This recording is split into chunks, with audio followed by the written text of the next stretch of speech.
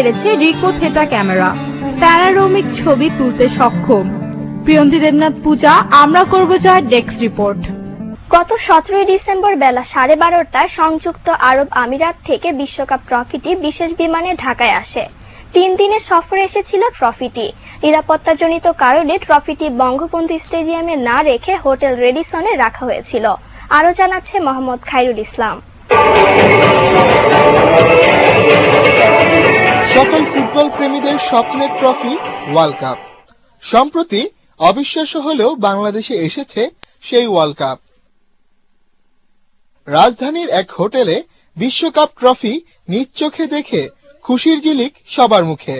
সময় যতই গড়িয়েছে লাইনের পরিধি বেড়েছে আরো। 36.8 সেন্টিমিটার লম্বা আর 6.175 কেজি ওজনের সোনার ট্রফির এক ঝলক দেখার জন্য সবাই উন্মাদ হয়ে গিয়েছিল।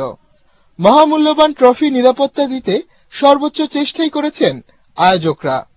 I want to start by saying how excited we are to be here in Bangladesh. We've really got a very, very warm welcome, and the passion and excitement is so palpable that it's absolutely a great feeling. The reason that we brought the trophy to Bangladesh is twofold.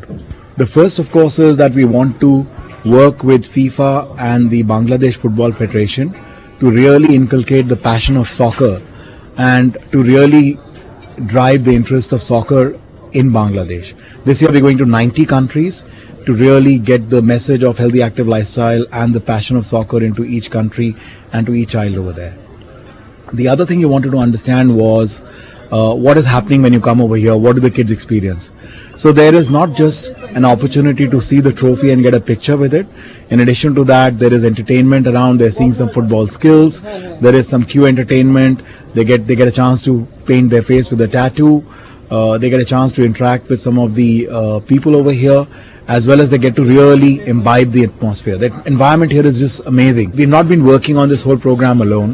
We've got various partners who've been supporting us, who've been really coming forward and trying to make this a big event which can get to every single part of Bangladesh, and ATN Bangla has also played an important role there, so thanks a lot for that.